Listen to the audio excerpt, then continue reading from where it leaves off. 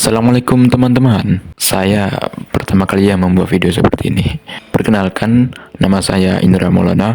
Saya jurusan PGSD, Fakultas Keguruan dan Ilmu Pendidikan, dan saya kuliah di Universitas Samudra di Langsa, Provinsi Aceh. Saya masih mahasiswa semester 1. Jadi bisa dibilang saya ini mahasiswa baru. Di video kali ini saya akan membahas tentang hukum. Sebenarnya apa itu hukum? Apakah sepenting itu dalam kehidupan kita tentang hukum itu? Apakah dengan hukum itu bisa membuat kita aman? Bisa membuat kita damai, sejahtera, dan tentram? Oleh karena itu saya akan membahas di video ini. Simak sampai tuntas dan yuk kita mulai.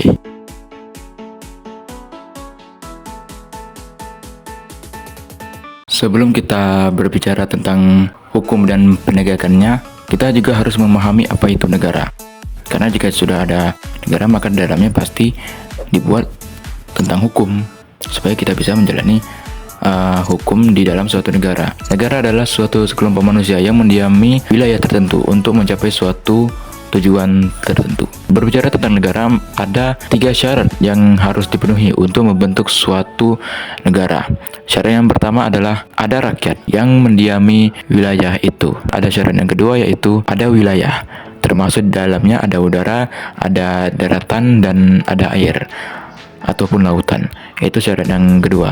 Dan ada syarat yang ketiga yaitu kedaulatan. Kedaulatan itu seperti apa? Pemerintah yang memiliki kekuasaan untuk mengatur warga negara yang tinggal di dalam negara tersebut, dan negara yang dibentuk itu sudah diakui oleh negara lain. Jika sudah diakui oleh negara lain, maka negara yang terbentuk itu sudah sah menjadi sebuah negara. Kemudian ada hukum.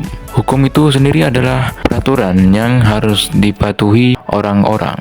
Sebenarnya bukan hanya sekedar peraturan tertulis lalu dipatuhi begitu saja, tidak, tapi juga mewujudkan nilai-nilai kemanusiaan dan keadilan. Lalu ada penegakan hukum. Sementara penegakan hukum itu adalah suatu pemerintah atau suatu penegak hukum untuk mewujudkan aturan yang menjamin keadilan. Teman-teman di sini mungkin ada yang bertanya, sebenarnya apa fungsi penegakan hukum dalam suatu negara? Yang jelas itu ada 5. Yang pertama adalah menjaga ketertiban dan keamanan.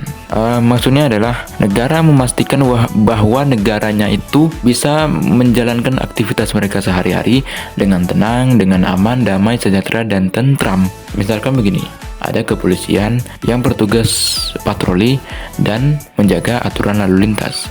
Yang pastinya itu, bayangkan jika tidak ada aturan tersebut, apa yang terjadi?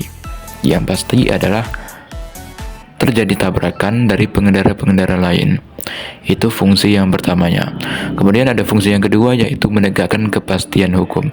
Ini juga sangat penting bagi kita yang menjalankan aktivitas kita sehari-hari, termasuk juga bagi mereka yang menjalankan bisnis. Misalkan contohnya gini, teman-teman di sini mau membuat bisnis apa gitu, dan teman-teman di sini membuat kontrak perjanjian bisnis dengan orang lain, misalkan dengan siapa gitu. Kemudian ketika itu sudah disetujui atau disepakati bersama, lalu di kemudian hari dia malah mengingkari perjanjian kontrak bisnis itu. Dan ketika teman-teman di sini merasa resah ataupun khawatir, maka bisa datang ke pengadilan. Nah, pengadilan ini bisa membantu. Nah, ketika itu bisa membantu, maka sistem hukum yang seperti ini bisa dipercayai.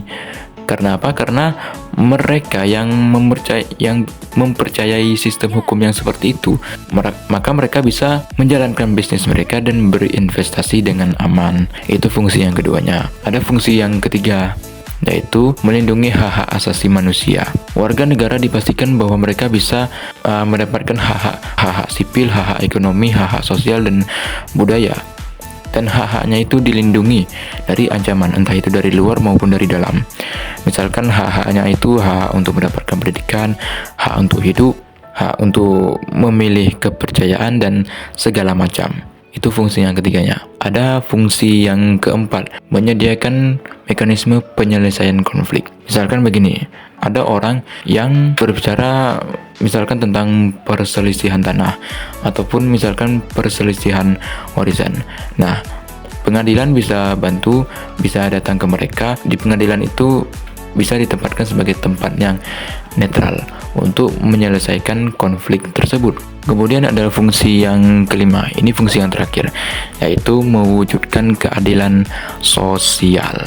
Setiap orang itu mendapatkan keadilan yang sama di hadapan hukum. Artinya apa? Artinya proses ini harus bisa menghasilkan keputusan yang adil dan memihak pada kebenaran, bukan memihak pada orang yang memberi kita uang. Itulah kelima fungsi tadi. Bayangkan jika tidak ada kelima fungsi tersebut, maka apa yang terjadi? Yang pasti adalah chaos atau kekacauan, dan tidak ada perwujudan nilai-nilai kemanusiaan dan keadilan, serta norma-norma hukum yang telah ditetapkan itu tidak akan bermakna sama sekali. Ada mekanisme dan proses penegakan hukum. Menurut Muladi dan Barda Nawawi Arif, ada 3 tahap dalam mekanisme dan proses penegakan hukum. Tahap yang pertama ada tahap formulasi, di mana di tahap ini proses pembentukan hukum dilakukan oleh lembaga legislatif, yang dimana aturan hukum ini dibuat untuk mencapai keadilan, mencapai efisiensi dalam masyarakat, dan juga kebermanfaatan bersama.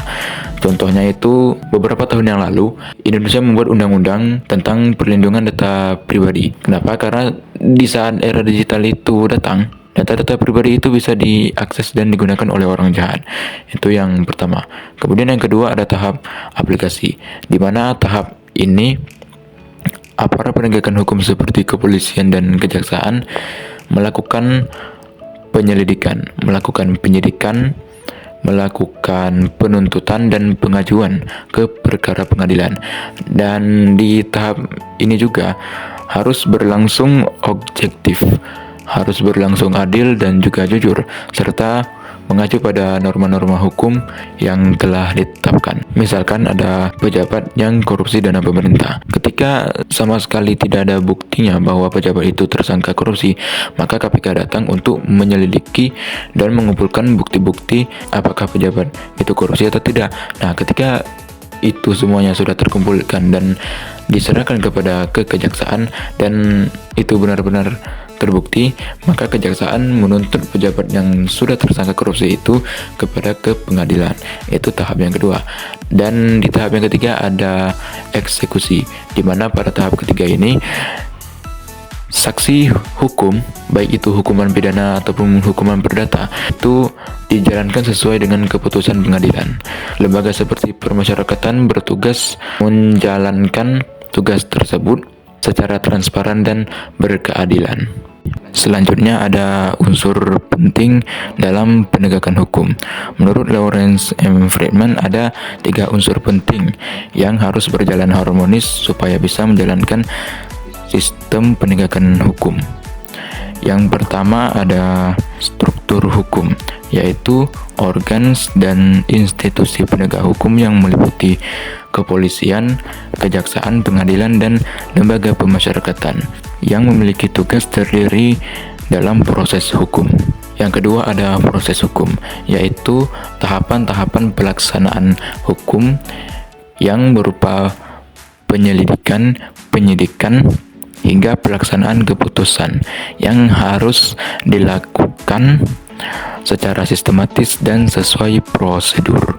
Yang ketiga ada budaya hukum, yaitu sikap, nilai, dan perilaku aparat penegakan hukum dan masyarakat yang memengaruhi efektivitas penegakan hukum serta kepercayaan publik terhadap sistem hukum. Selanjutnya ada prinsip penegakan hukum dalam negara hukum. Prinsip penegakan hukum dalam sistem negara hukum ini ada 4, yaitu supremasi hukum, yaitu negara dan masyarakat di dalamnya harus berlandaskan hukum tanpa kecuali. Yang kedua ada independensi peradilan, yaitu pengadilan hukum yang harus bebas dari pihak intervensi manapun. Yang ketiga ada kesetaraan di hadapan hukum. Setiap individu mendapatkan perlakuan yang sama di hadapan hukum tanpa diskriminasi. Yang keempat ada akuntabilitas, yaitu aparat penegak hukum yang harus bertanggung jawab dan transparan atas pelaksanaan tugasnya.